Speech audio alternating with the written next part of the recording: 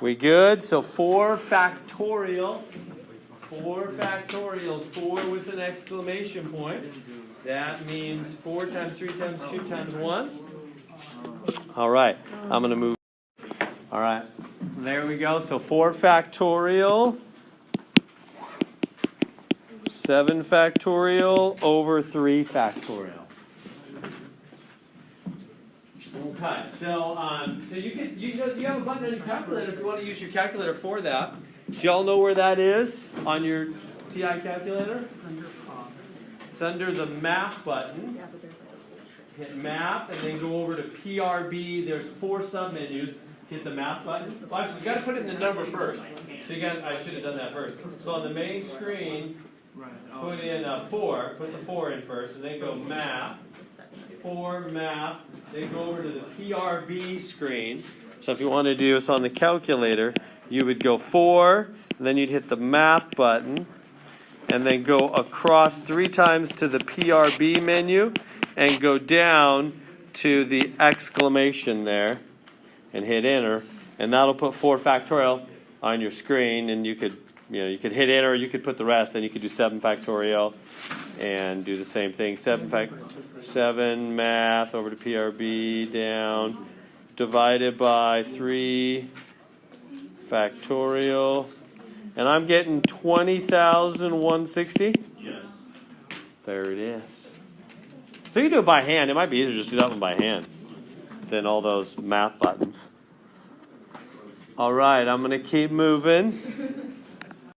All right, n over n plus 7. So what do we do with n over n plus 7? That's a formula, and they want me to write down the first 5 terms of that sequence. Let me write it up here a little higher, n over n plus 7. So the first 5 terms of that sequence. How do we find the first 5 terms of that sequence? We just plug in 1, plug in 2, plug in 3, plug in 4, plug in 5 to that formula. I'm going to take that formula, n over n plus 7, plug in 1, 2, 3, 4, and 5. So here we go. So if you plug in 1, 1 here and 1 there, you know for n, get 1 over 1 plus 7. What's that, 1/8? That's the first term. Plug in 2, 2 over 2 plus 7, 2/9. Plug in 3, 3 over 3 plus 7, 3/10.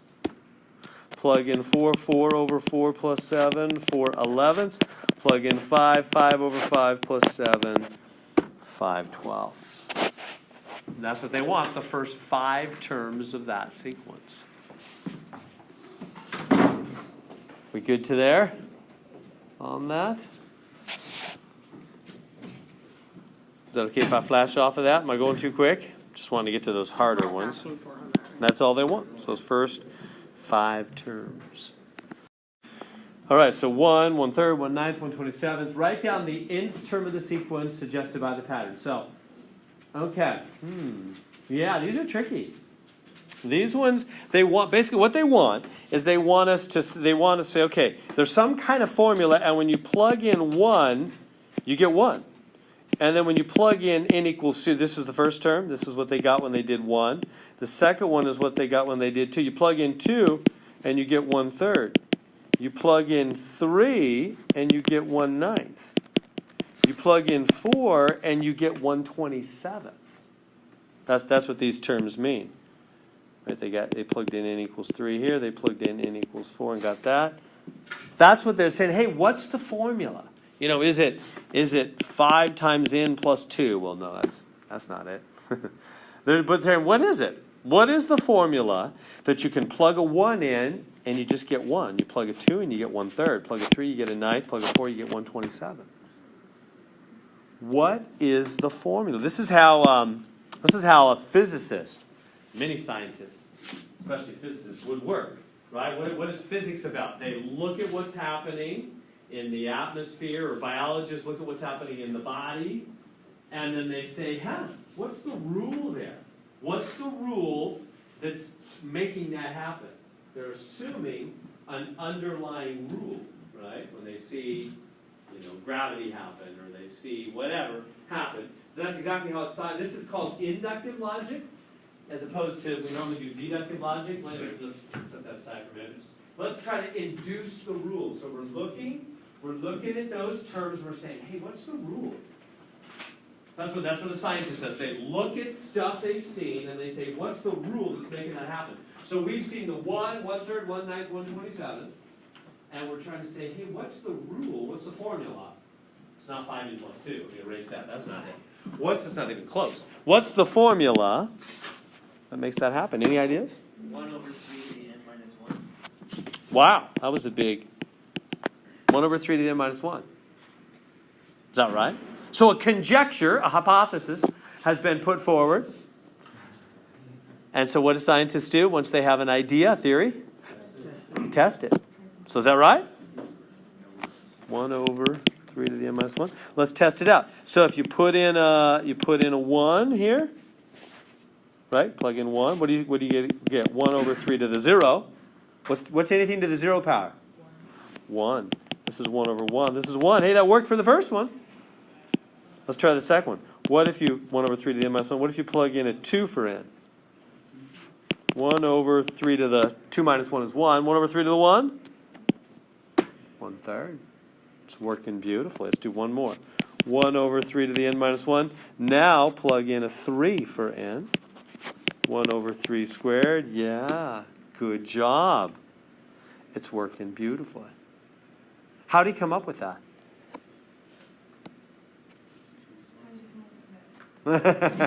Erica wants to know. So what were you thinking? I just use these for. Okay. So let me give some thoughts that I'm sure were in your mind. That is, first off, 3, 9, 27. Don't worry about, I know they're the bottom of fraction and this one's a 1. We'll get to all that in a minute. Just, hey, what if I just said, hey, I'm thinking this number is 3, 9, 27. What's happening from number to number there? Times 3, huh? So first thing you should think is, oh, look, it's multiplying by 3.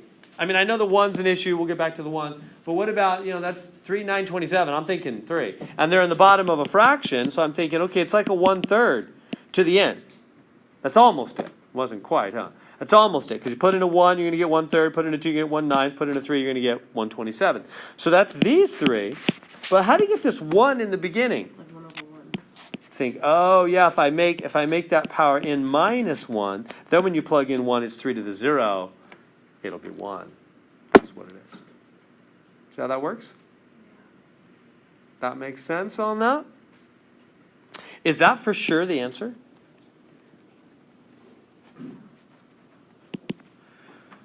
Well, that describes what we've seen beautifully. And so remember how science works. So they come up with a theory that describes what they've seen so far. But what happens over time with science is they see more, don't they, right? Technology improves, and the telescopes improve, and they can see further than they could before. Or electron microscopes are discovered or created, made, and then they can see tinier things deeper in the cell than they've ever been able to see before. And then they go, oh, there's things smaller than atoms, actually. Oh, there's a little more going on, and they learn more. So, and then they test their theories. Like, if this was really the formula all the way, if this was the whole story, what would the next term be? What would it be? Well, here, let me leave that. Oh, number 7. Yeah, try that one. Same kind of thing. They want a formula, right? In other words, they put in 1, they got 9. They put in 2, they got minus 18. They put in 3, they got 27. They put in 4, they got minus 36. Let me give you a hint to help. You need a formula. I want you to come up with an in formula. Let me give you a hint to help. Don't worry about the negative, positive thing. Just ignore that for a minute. Just say, hey, how can I get 9, 18, 27, 36? Try that first. Just do that. The negative thing is actually easy to fix. We can do that easily enough. So you need a formula. So try. So if you don't know, just write something down. Write anything down. You'll learn as you write something down and then test it. The only thing that will make you not learn is if you just stare at it and write nothing. You won't learn. So write something and then test it.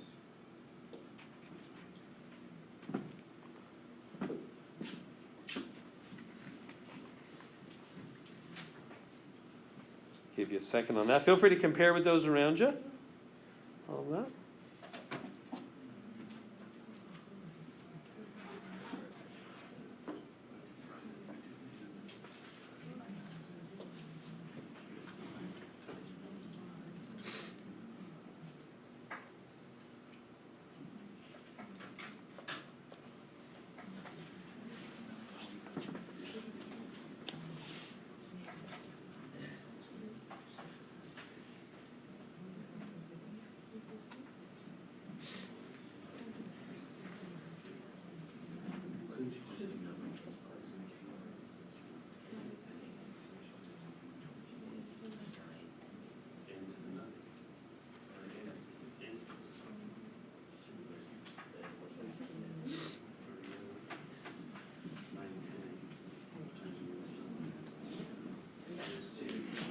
How you doing, anybody?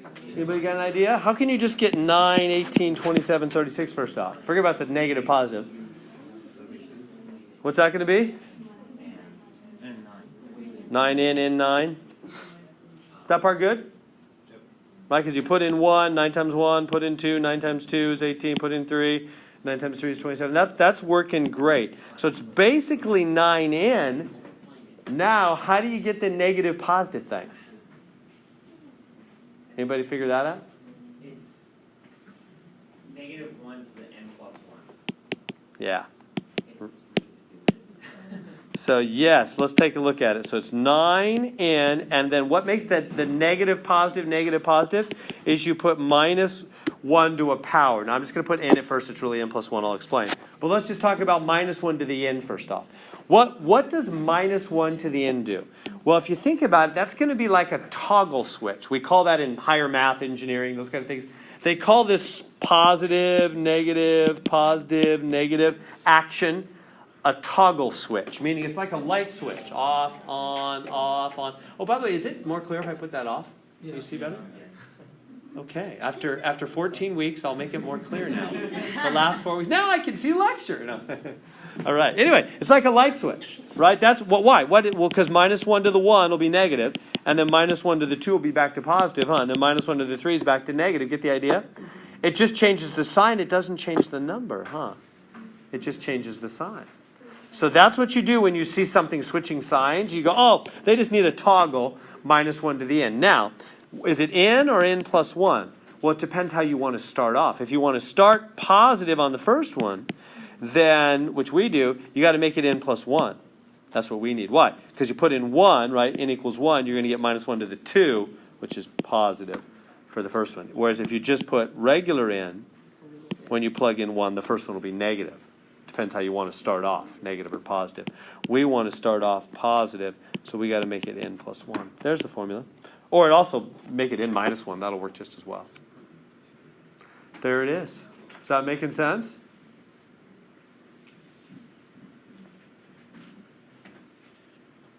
So is that for sure the answer? That's why I said, let me talk about that a little bit more now. If that's really the answer, so here's what science does. They look at something, they form a formula to describe it, a rule to describe what they've seen, and then they test it on future things when more opens up. More that we can see than we've seen before.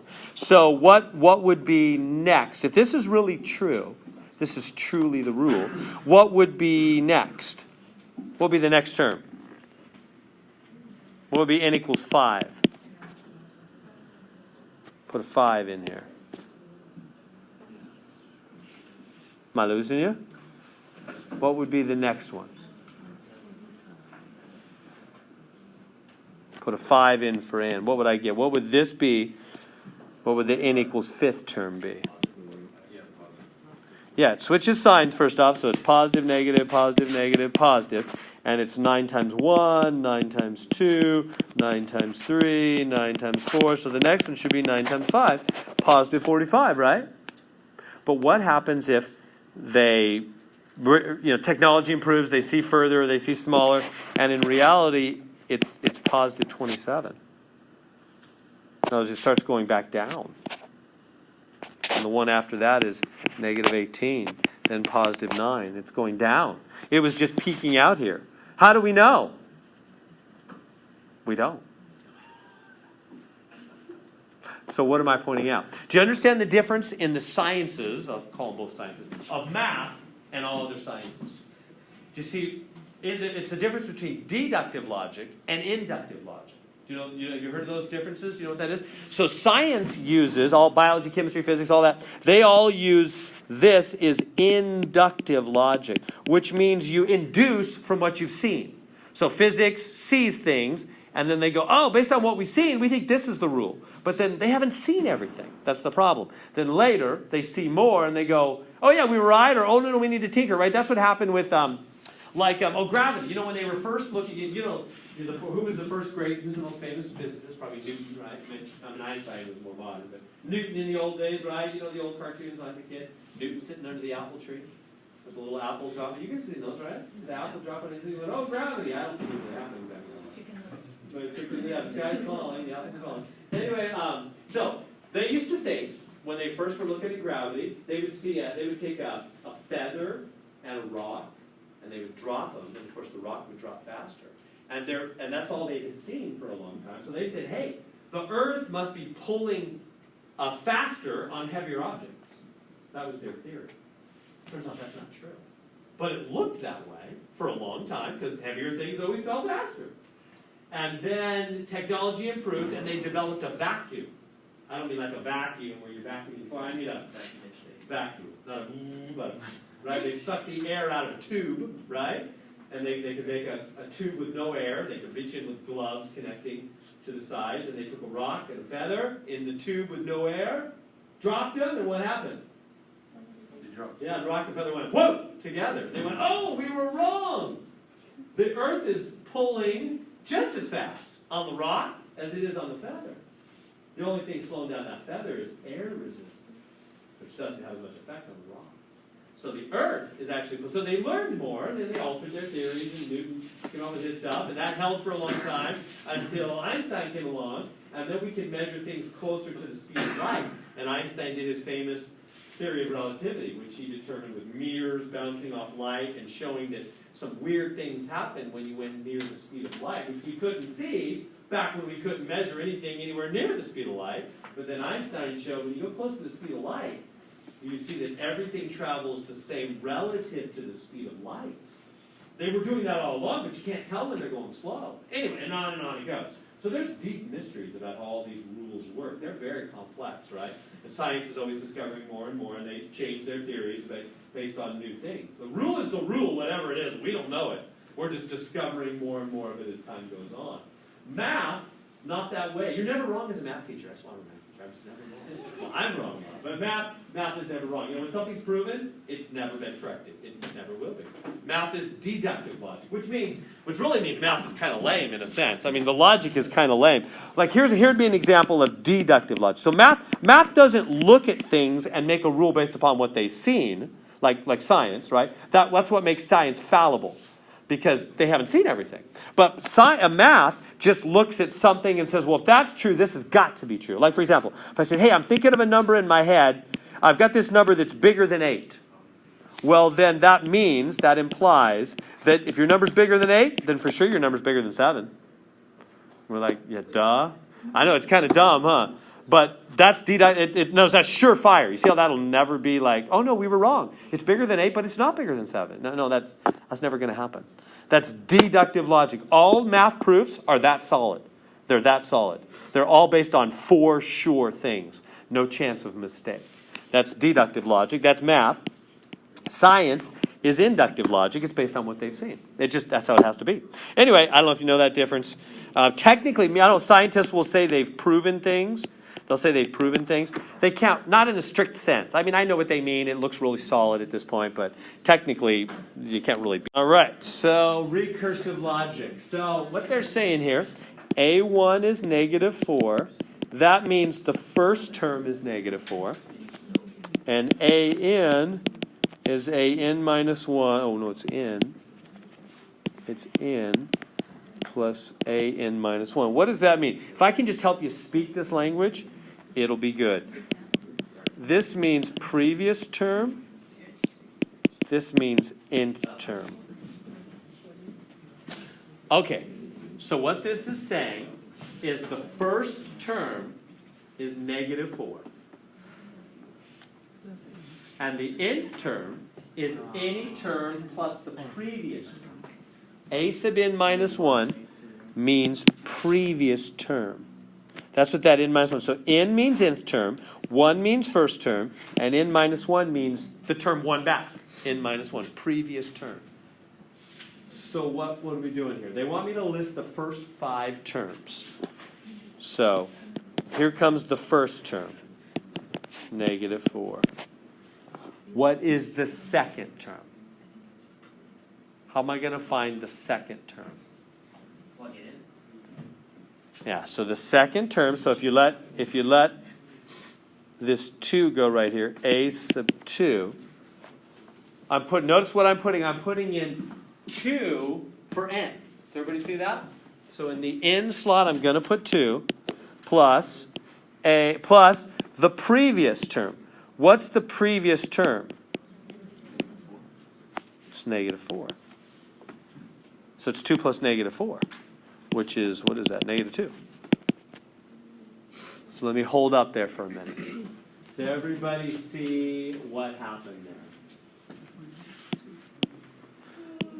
Everybody see what happened? This formula, this a sub n formula right here, is saying any term is n, the term number, plus the previous term. That's what a sub n minus 1 means. That's what you want to pick up about the language. Right now we're in the introduction section 12.1. We're learning the language of sequences and series. So this is part of the language. When they say a sub n minus 1, they mean the previous term. So they're saying any term, the nth term. So we're not plugging the term in and then minusing it by 1. One more time? We're not plugging the term in and then minusing it by 1. Right, we're not. Yeah. It's just a fancy way of saying plug this. Right. It's not this. It's not a sub n minus 1. That would be plugging in and subtracting 1. That whole thing is down below, which means it's all the address. It's right. So yeah, you want to start thinking about address and who lives there in this section. So I'm Heron, and I live at 6380. So that's what you want to kind of think of. There's an address, and then there's who lives there. So n minus 1 is the address. It's the one term back. So yeah, so what they're saying is take the term number, so number 2, add the previous term. So let's find a sub 3. How do we find a sub 3? Use this formula to find a sub 3. We're letting n be 3. You start with 3. You start with the term number, the address. So in these formulas, it'll help if I say this thing. N is always the address. N is always the address, the 6380 or the whatever. So the n is the address, the nth term. So the formula says take the address and add the previous term. So to find a sub 3, you take the 3 and you add the previous term. What's the previous term? -2. That's the previous term. So what's that come out to be? +1? So now when you do the next one, you put the So let's do the next one. Try see if we can find a sub 4.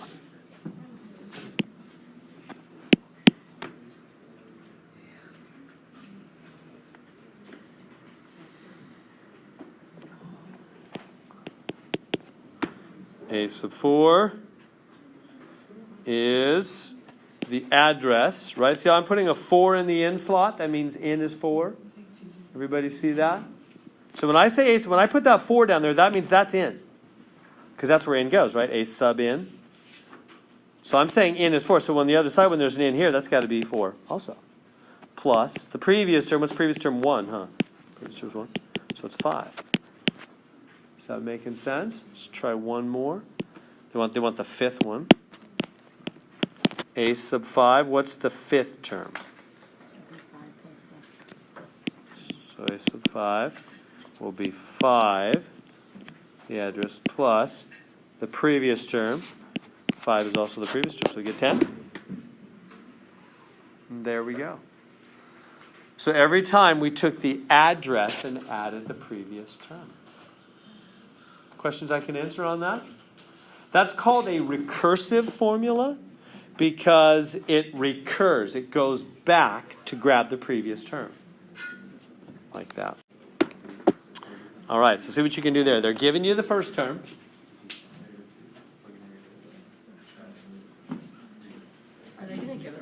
term in all in this section? Not every problem, but for a couple.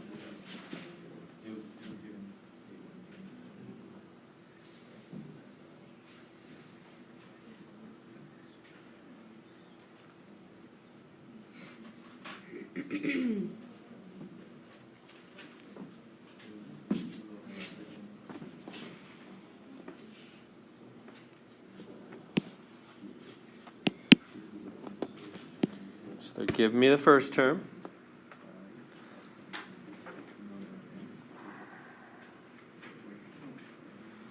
So A1 is 5. So A1 is 5.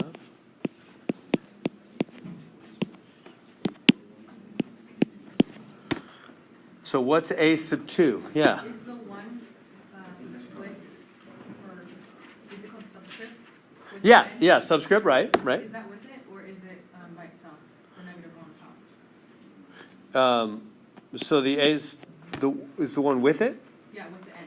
Is it like, It's just defining which one it is. Here, let me do the thing and see if I'm able to answer your question. So here's the formula. Okay, so subscripts, anything low down is not involved in the, it's just telling you the address. It's not who lives there, right? So this is just saying any term, the nth term, is the n minus 1 previous term over the address squared. Everybody see what that's saying? So let me just put in a 2 now. So I'm trying to find 2. So A sub 2, that means everywhere you've got n now, I'm letting n be 2. So right here, A sub 2 minus 1 over 2 squared. So far, so good. Everybody see what I did? I'm not done. Everybody see what I did there? I just simply said I'm putting 2 in for n everywhere. So I put a 2 right here because there's an n there. I put a 2 right here because there's an n there. I put a 2 right here, big 2, because there's a big n there. But I thought the n minus 1 was the previous. It is. Yeah, so notice all this is low down, huh? Oh. It's all low down. It's all subscript. So that's what? A sub 1, isn't it? Over 4. And what is A sub 1? The previous term. That's exactly it. That's another way of showing you it's the previous term. Does that make sense? So it's 5/4. Is that making sense, what I did there? If it was n plus 1, would it be the next term? Yeah, n plus 1 would be the next. A sub n plus 1 Yeah, that's what I mean. would be the next term, right? You see that? Want to try A sub 3? See if you can find A sub 3. Try that.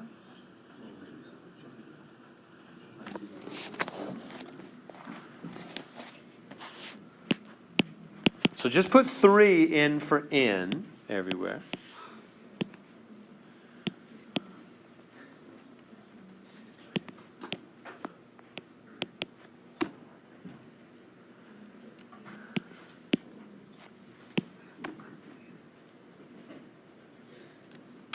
So n is 3. Like that. So that's A sub 2 over 9. A sub 2 is the previous term. That's 5/4 over 9. Y'all good to there so far? How are we doing? Am I confusing you on that? So look what I did. I just took that formula, but you got to be clear on what's subscripted, what's low down versus what's on the main line. So everybody see that? Anything subscripted is an address, right? So this n is lower down. This n minus 1 is lower down, but this n is big. It's not an address, it's part of the regular calculation. It's not just the address, it's who lives there, right? See the difference on that? Anything lower down, any subscript is an address. So, what is that saying then? So I plugged in 3 for n and 3 for n, and that's A sub 2 over 9. There's A sub 2 over 9. Now, how do I simplify that? What do you do with 5/4 over 9? Do y'all remember about that? You'll do that a lot in calculus if you're going there. When you have fractions over fractions, what do? Yeah, flip and multiply. You take that 9, put it over 1, flip it up to be 1/9. Why? Because dividing is upside down multiplying, isn't it? So to divide by 9 is to multiply by 1/9. Dividing and multiplying are upside down. So you just flip it up like that. And so it's gone from here. It's flipped up there. So it's going to be what? 5/36 that make sense there? 5 times 1 over 4 times 9. Do you remember that? Where you flip the denominator up like that? Yeah. So, since 5 over 4 is like 1 1/4, so it wouldn't be right if you put 1 1/4 over 9? Well, it's not wrong, but it's not helpful because they don't want a mixed number in the end. Well, I meant like just like a decimal, like 1.25. Right, they don't want a decimal either. They want a fraction. I believe they want a fraction. Yeah, they won't take a decimal. Yeah, because I was curious, like, how would you put this in there? Because it seems weird. Yeah, so they want fractions. So don't do 1.25. Just use 5/4 like that. Is that good? Other questions? We good? So a sub 4. Let's find a sub 4 now. So use the same formula.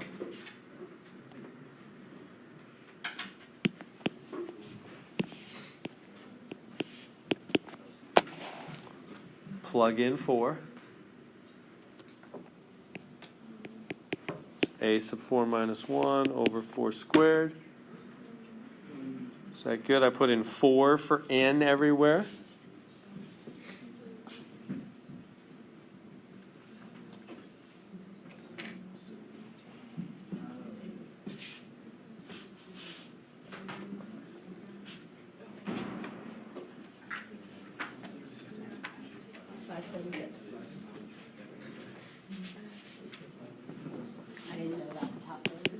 So that would be a sub 3 over 16. See how it's the previous term? A sub 3, right? It's previous term, a sub 3. So that's going to be what? 536 over 16. So what do you do with that over 16? Put it over 1, flip it up, multiply by 1/16. And that's some number too big for me. 576. 576, thank you. 5 over 576? When you do that right there? We good?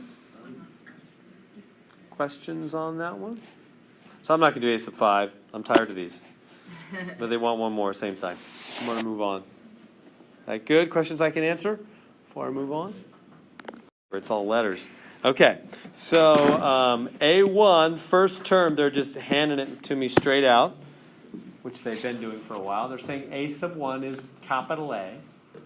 And then they're giving me that formula. Again, remember, A sub n minus 1 means previous term, doesn't it?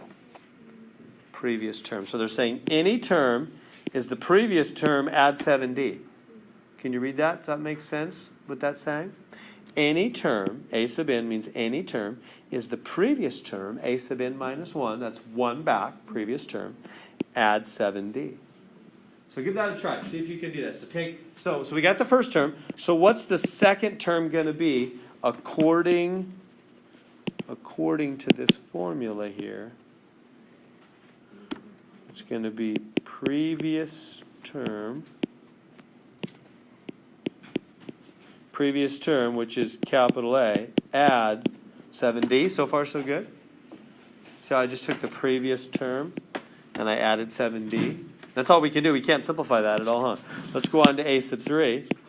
A sub 3, what's that going to be? It says any term is previous term, add 7d. So previous term is this whole thing, isn't it? That whole thing, add another 7d.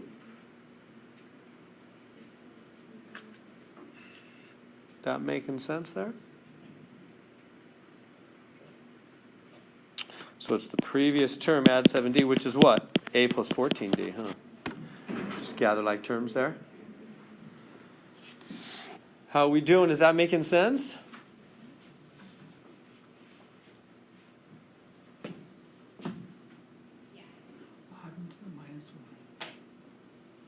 What's that? So A sub n minus 1. So remember, notice that minus 1 is low down. Yeah. So in other words, it's not like this. It's not a n minus 1 like that. It's a sub n minus 1. It's low down, which means it's all address. We're not really subtracting 1 from any values. It's all where to find the value. It's all about where to go get the value, not what to do to the value. Everybody see that difference? It's address. Anything lower down is address. So it means previous term. the whole a sub n minus 1, this is a way of saying previous term. Why? Because the address is one back. It's like if I live at 6380, it's whoever lives at 6359. No, 79. Right? Yeah, I'm getting them mixed up. Yeah, anyway, yeah. It's address one back. Does that make sense? So now I could plug in, I guess I changed my style a little bit there. I wasn't plugging in the n anymore. I could do it officially. If you plugged in the 3, you get a sub 3 minus 1, you get a sub 2. You see, that's a way of saying previous term. Plus 7d. So you can plug in the 3 if you want. You're just going to get a sub 3 minus 1, a sub 2, previous term. So then what would a sub 4 be? Can you get a sub 4? Yeah, you getting the pattern? It's always, it's always previous term. So that would be this whole thing here, a plus 14d, the whole previous term, and then add 7d. So that's a plus 21d. Like that. We good? I'm going to move on. If you're okay. You all seeing that? So whenever you see a sub n minus 1 with the whole n minus 1 lowered down, subscripted, that always means previous term. That always means the previous term. Do you guys know what that big symbol means? That's its name. Yeah. What does it mean? Yeah. This is a big, it's a big Greek S. It would literally be true to say it's Greek to me, like the old saying.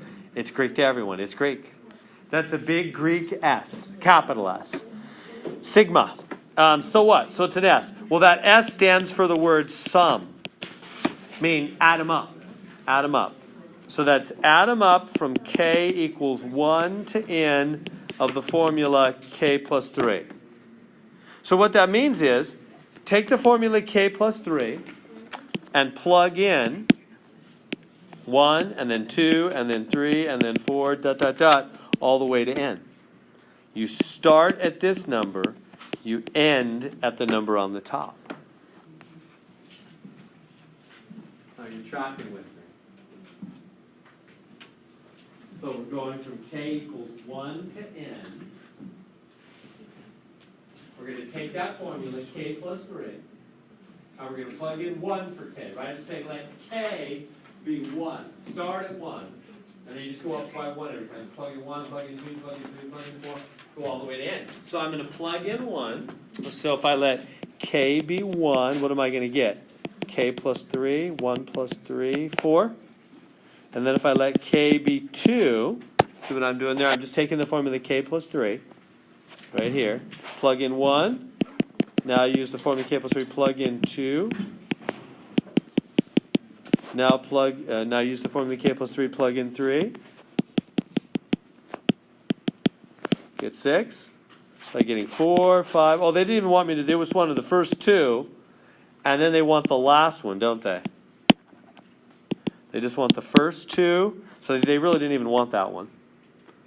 They just wanted the first 2. And then dot, dot, dot. They want, see the dot, dot, dot here. They want the last one. What's the last one? Where do we end? K equals n. Right? K started at 1, goes all the way to n. That's the last one. Plug into the formula k plus 3, put in the n plus 3. That's the last one. N plus 3. So right now, this is, like I said, this is the introduction section. They're just wanting us to get used to this language they're speaking. Did you all see what I did there? So I just took the formula k plus 3, plugged in 1, plugged in 2, and then plugged in n, the last one. That's what that symbol means. All right, stop me if you have questions. All right, so take that formula, the sum from k equals 0 to n of 1 over 9 to the k. So take that formula, and they want you to say, what's the first term, what's the second term, what's the third term, and what's the last term? First, second, third, and last term. So where do we start? Where do we plug into that formula first? Yeah. Starts at 0, notice. See they have a 0 on the bottom there? So that's always the start, and this is always the end. They can start anywhere. They don't have to start at 1. They can start at 0, they can start at 10, they can start wherever they want. When they write that symbol, the bottom is where they start, the top is where they end. So take that formula, plug in 0. Take 1 over 9 to the k, and plug in 0. What's 9 to the 0? What's anything to the 0? Yeah, it's 1 over 1, it's 1. So the first one's just 1. Is that good? The second one is 1 over 9 to the k, but we're plugging in 1. The next one's 1, isn't it? So it's just 1/9. Is that good for the second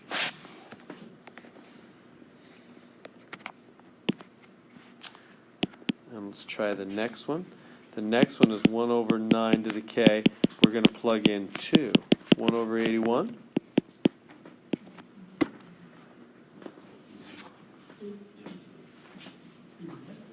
How we doing?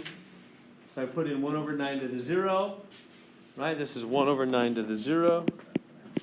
1 over 9 to the 1. 1 over 9 to the 2.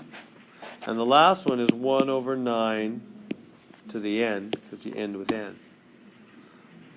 Good enough? All right. They're giving me the result. They want me to say, hey, which one of those formulas made that happen? I would just do trial and error, honestly. I would just take that first one. I would just go, okay, I don't know, maybe it's the first one. If I plug in 1 here and here, what am I going to get? Right, remember you're supposed to start. You'll get 3/4 for the first term. And you're supposed to get 2/3, so that's wrong. So it has to be C or D.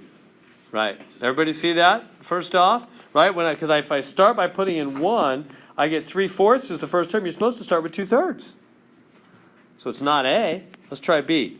B, again, if you put in 1, same thing. You're going to get 3/4. You're supposed to start with 2/3. It's not B. Let's try C. Put in 1, right, because they're starting down here at 1. You're going to get 1 plus 1, 2/3. Yeah, that's right.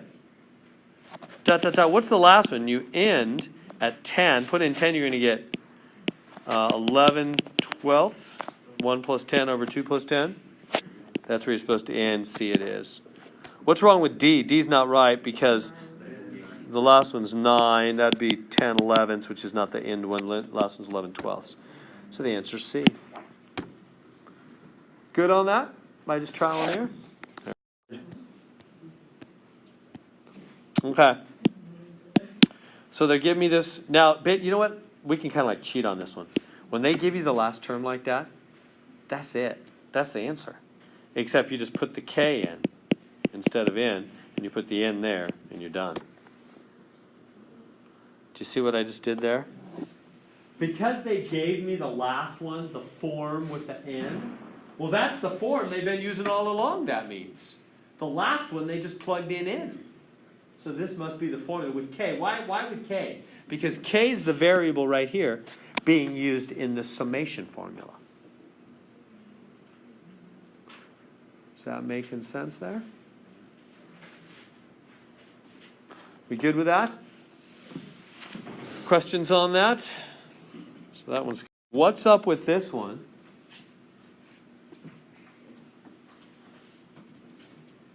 Sum from K equals 1/19 of 9.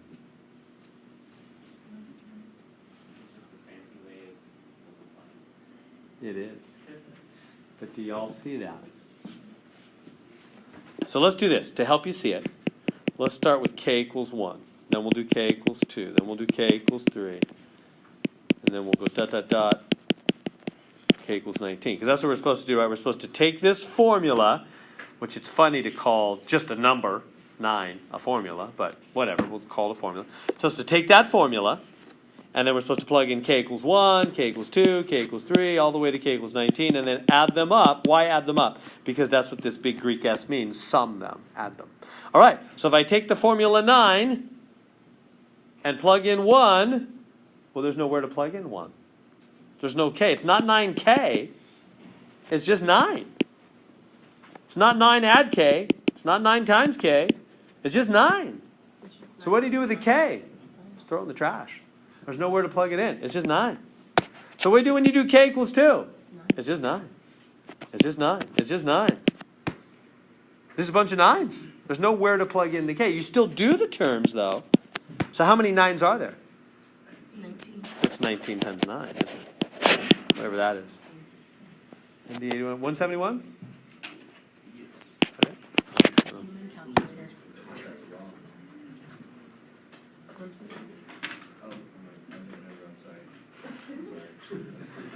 We all good? Section under our belts. Okay, so we have the formula 9k plus 5. We're supposed to plug in k equals 1, k equals 2, k equals 3, k equals 4, k equals 5.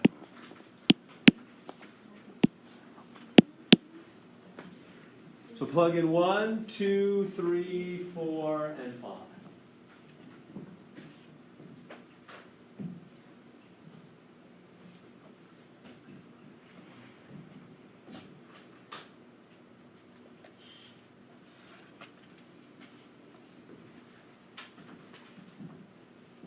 He wants to know the sum, right?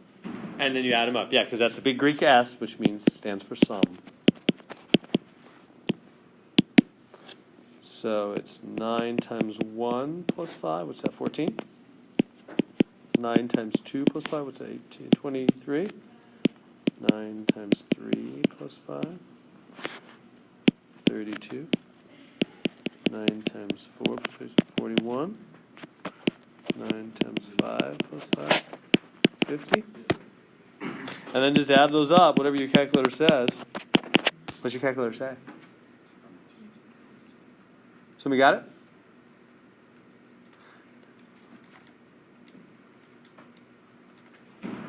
$159. 160. Oh, is that what it is? I'm sorry, yeah. That's 160. 160.